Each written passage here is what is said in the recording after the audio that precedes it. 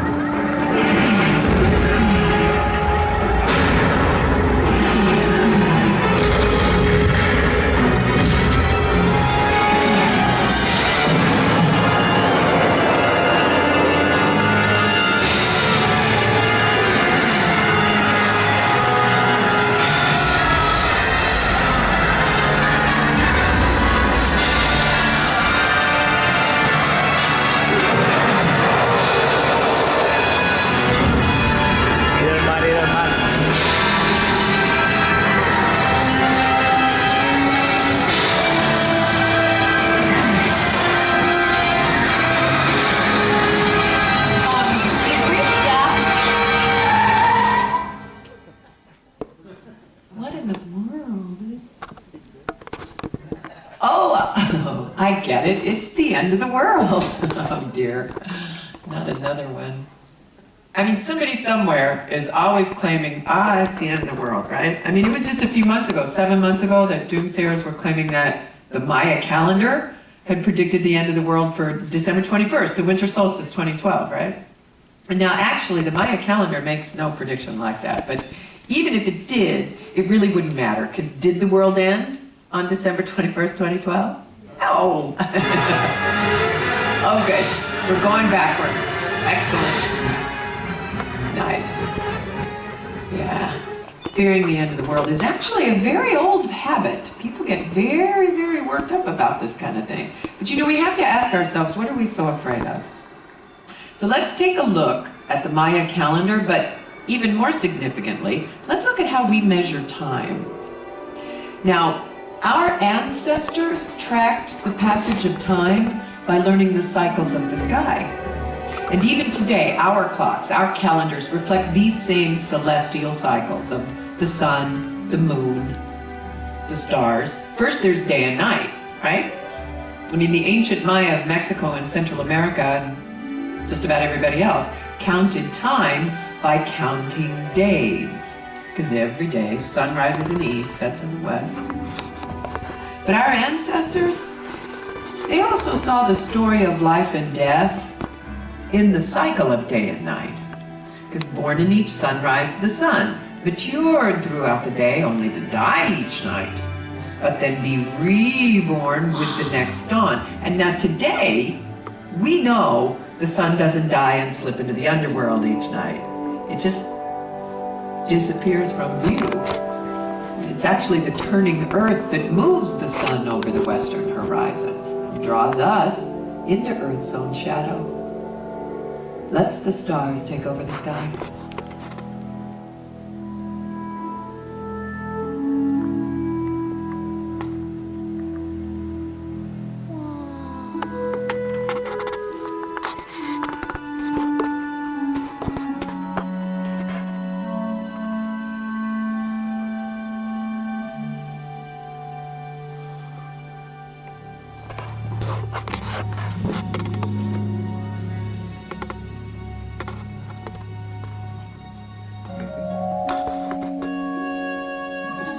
stars, moon, and planets all move and change in cycles just like the sun. Their travels break the flow of time into days, months, years. Over the course of one night, the Earth's spin makes the sky look as if it all moves from east to west, but over several nights things change. As if we could stop the Earth from spinning, just watch the moon orbit the Earth, we'd actually see it slip eastward through the stars. And with each passing day, the moon rises later, changes its shape, the waxing crescent, passes first quarter, grows full, and in the weeks that follow, the full moon diminishes until it disappears from view. The cycle takes a month. To our ancestors, the moon experienced a cycle of life, death, rebirth. Its growth, decline, and return gave time a monthly rhythm.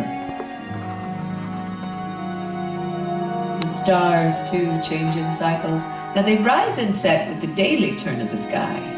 But over the course of a year, constellations come and go with an annual kind of beat. These are winter constellations. Taurus the bull, Orion the hunter. That's Lepus the hare. Canis Major the big dog. And on a winter night, we can't see the summer constellations, like Cygnus the swan, Sagittarius the archer, because they're up during the day, and the sky's too bright for stars. But if we could see the stars during the day, on a December afternoon, we'd catch the constellation Sagittarius behind the sun, low in the south. And on December 21st, the winter solstice, the shortest day of the year, the sunset is as far south as we see it each year. But as Earth orbits the sun, it appears to shift a little east each day compared to the stars. And because the Earth is tilted in space, the sun also starts a journey north, until in spring, it's in Pisces the fishes, sets due west. Days become longer, warmer, and Earth springs to life. And through April, May, and June, the sun continues to travel north and the weather gets hot. The days get long.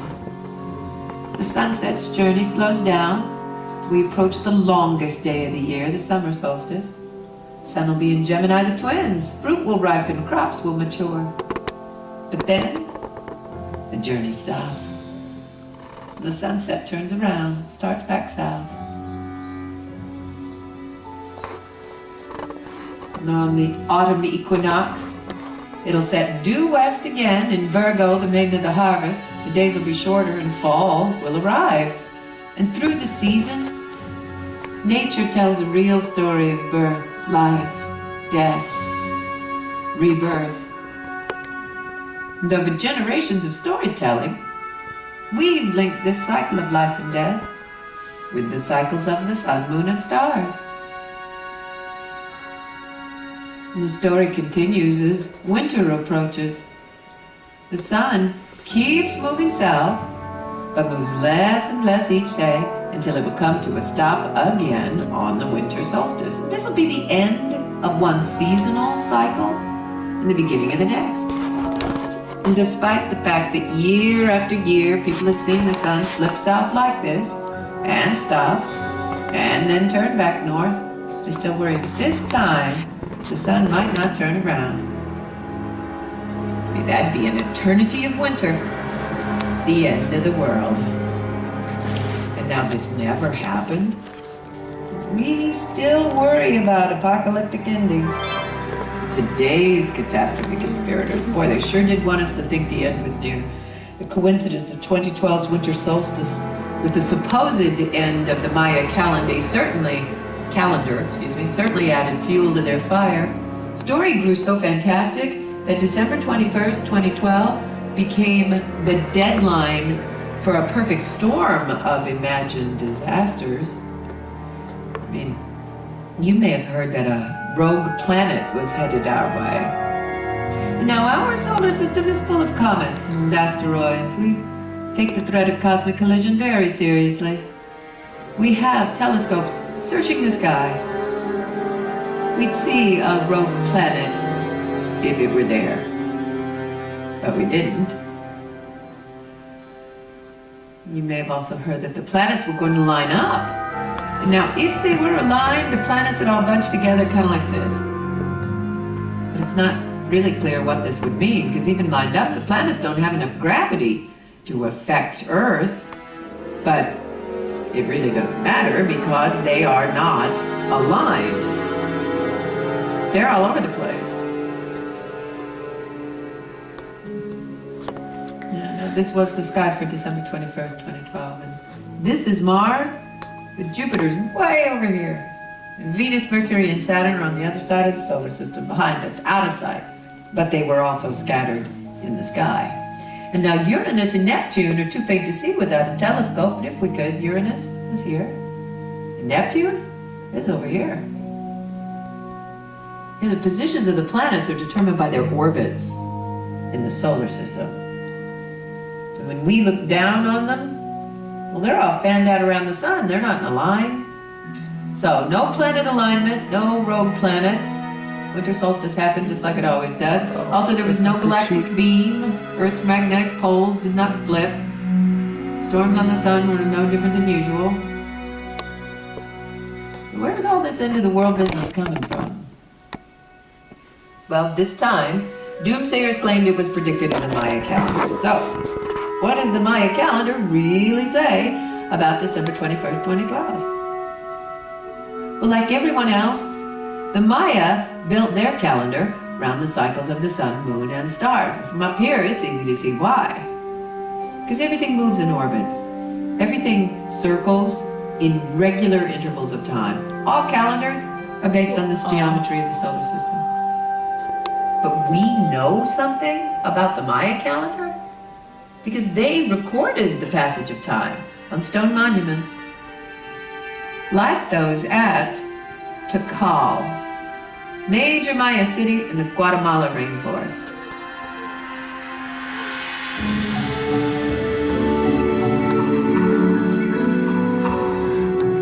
At its height in the 8th century AD, at least 100,000 people lived in Tikal. It had high, steep pyramids and huge plazas, multi-story palaces. And its kings commissioned stone monuments called stelae to document their achievements. Dates that they wrote in stone help us understand the calendar. Now, when we call out a date, we specify decades, centuries, millennia. We count by tens. The Maya did much the same thing, but they usually counted by 20s. A day was called a keen, and 20 keens made a winal. 18 winals made a tune, roughly a year.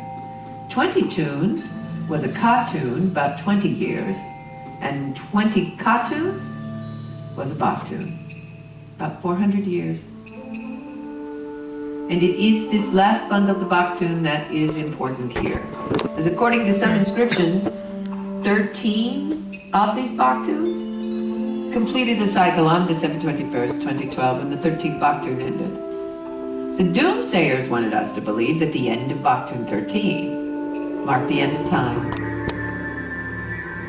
But the truth is, the Maya didn't have much to say about the end of baktoon 13. But they certainly didn't regard it as the end of the calendar or the end of time, as December 22nd was the first day of baktoon 14. The end of one cycle just means the start of another one.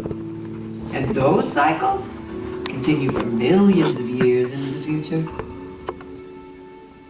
We measure time in cycles, but that isn't how time actually works, or what time really is. Time is not cyclical. Events don't repeat themselves, even if the calendars do. Instead, time flows from past to future. It's what makes things different from one moment to the next. And it's a fundamental dimension of the universe. Time is change. And everything changes in time. Day changes into night. A cup of coffee changes its temperature when it cools. We all change. We grow older. Nothing can stop change. the flow of time. I mean, time and change are obvious here at Tikal. Over the last 12 centuries, these palaces, these pyramids have crumbled to the ruins that we see today. And ancient ruins like these tell us what we already know. Structure falls apart. Things run down. I mean, we see this in our everyday lives. Food spoils, cars won't start, dishes pile up in the sink. This isn't just an aggravation, it's a fact of nature. Fundamental rule of the universe. It's known as the second law of thermodynamics. And this is what it's all about.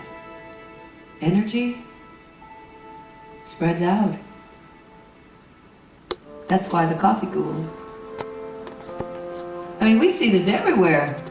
Heat generated by the sun is radiated away into space. Leaves fall from trees and are scattered in the wind.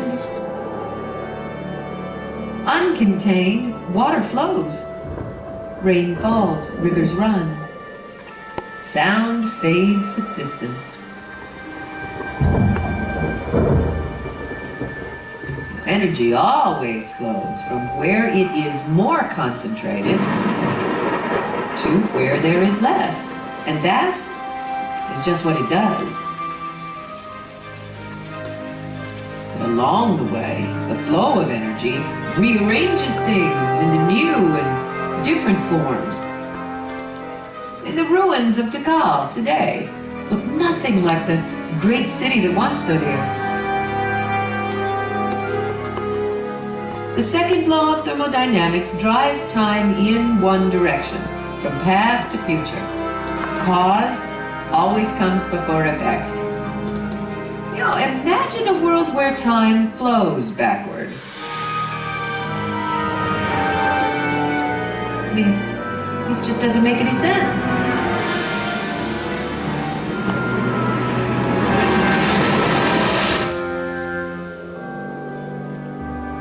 Time is a one-way arrow that points to the future, and that's useful because when we understand how cause and effect in the past have shaped the present, we can predict the future.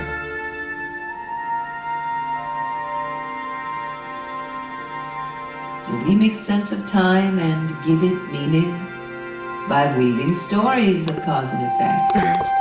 Things happen for a reason. We reconstruct the story of our lives through personal experience and memory. And archaeologists reconstruct the story of the Maya through the things they left behind, written records, ancient ruins. Astronomers reconstruct the story of the universe by observing the sky. And if we tell a story big enough to describe the cosmic forces of cause and effect, we see a future that extends well beyond the false ending predicted for 2012. It's when we look out into space, we look back into time. The farther out we look, the further back we see. I know it seems strange, but it's true. We can see our cosmic past. That's because we don't see things until their light reaches us. And light takes time to travel. I mean, it's fast, but it's not instantaneous. When we see something far away in space, we see it as it was when the light left it. Now, the sun is 93 million miles away. It takes like 8 minutes to travel that distance. Oh, we see the sun as it was 8 minutes ago. It takes sunlight reflected from Saturn an hour and a half to travel the 1 billion miles to Earth. But this is local news as far as the universe goes, because distances in deep space are too huge to be measured in miles. Instead, we use light years. Now, a light year is the distance light travels in a year, about 6 trillion miles. So Sirius, the brightest star in the sky, is about 8.5 light years away. So when we see it twinkling at night, we're seeing light that left Sirius in 2004. When we look at the softly glowing clouds of stars in the Milky Way galaxy, ooh, We see them as they were when our Ice Age ancestors were hunting mammoths. And beyond our galaxy are more galaxies. And light from the most distant ones takes billions of years to reach us.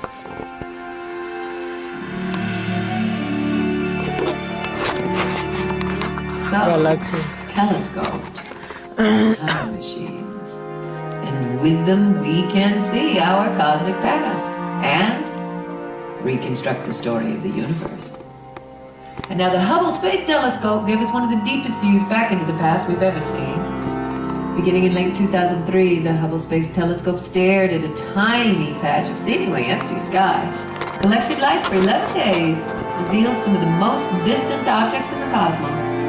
With Hubble, we see galaxies that are billions of light years away. And so we see them as they were billions of years ago, when the universe was very young. Now every object in this image is at a different distance, so it tells the story of the universe at a different time. It's a story of change. Yeah, the most distant galaxies look different from the ones that are closer to us. These are distant, young galaxies, and they're very small. They lack spiral structure. But the universe was young then, chaotic. These young galaxies are brimming with newly born stars. And small, young galaxies merged over time to form the larger galaxies. You know, it's the galaxies closer to us that are the adults. They're older.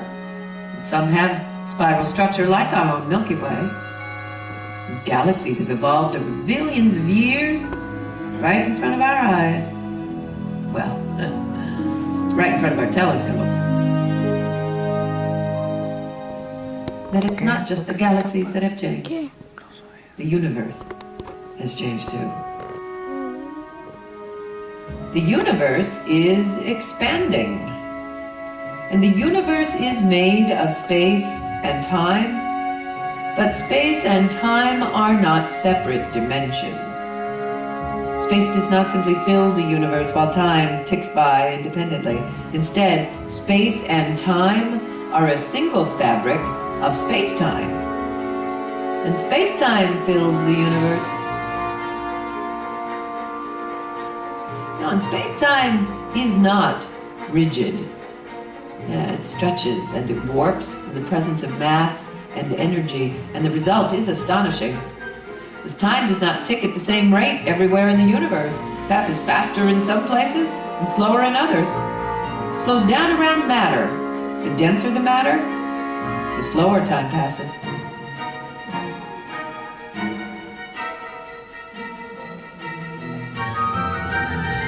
And in the extreme density of a black hole, time comes to a stop. The entire universe is a network of space-time. And space-time has changed since the universe was born. You know, the universe has grown in size. All of the galaxies, they're moving away from each other, but they don't move through space. They travel with space as space-time expands. The entire universe is expanding, and it has been for nearly 14 billion years. But if we could reverse time, we'd see that all space-time, all the matter and the energy within it, was packed into one single tiny little point. Before that, yeah, well, there was no before that. I mean, we think time has always been here, but it hasn't. Like all stories, the universe had a beginning. It's the Big Bang. Time began in the Big Bang.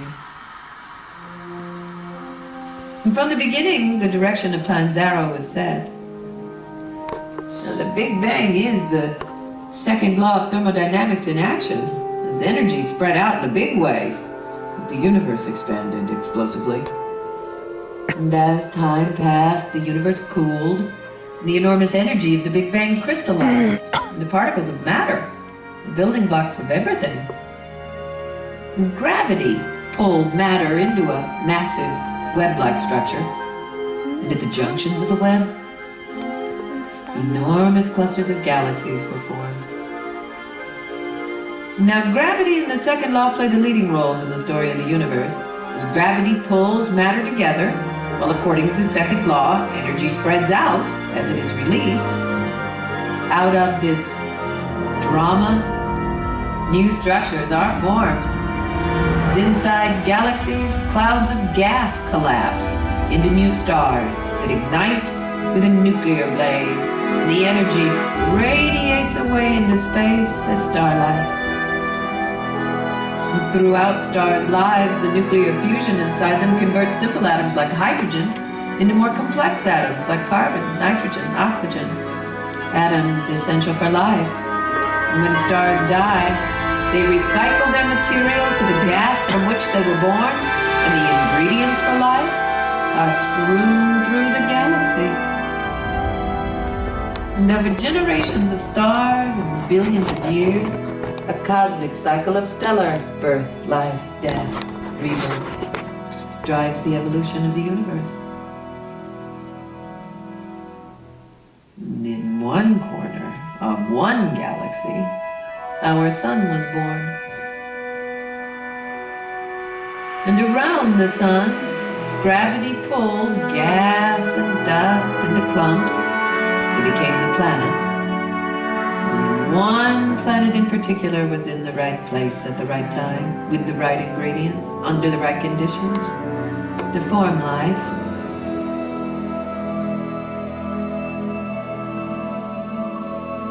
It is hard to imagine how the second law of thermodynamics, which leads to random disorder, could produce something as complex as biological life. The key is time. Complexity is improbable but not impossible, and time is on its side. Just given enough time, things will rearrange into every possible configuration, including even the most improbable ones. Most complex structures are unstable and fall apart, but some may endure. And life endures because it has a special property. It can reproduce. The life of a single organism is brief, but life on Earth has been here for billions of years. As generations of change on Earth have led to a great diversity of creatures, including one that can comprehend its place in the flow of time.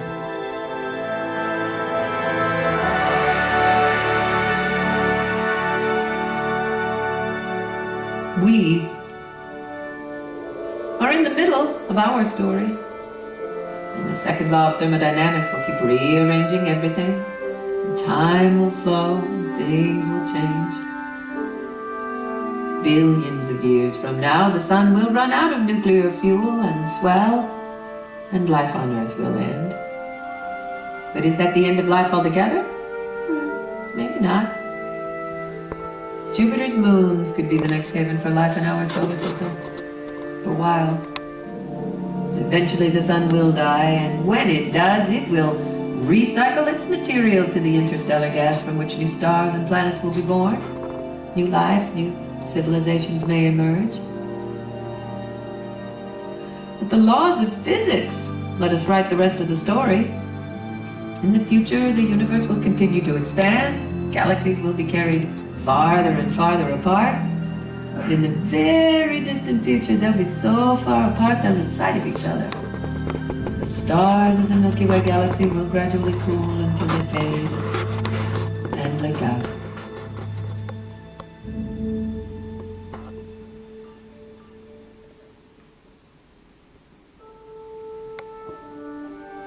The story of the universe is driven by cause and effect on a cosmic scale.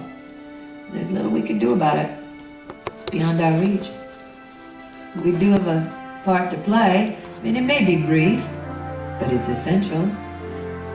Because we're the ones who observe the cosmos. We're the ones who tell the story. And in our corner of the universe, we write the next chapter. La luna.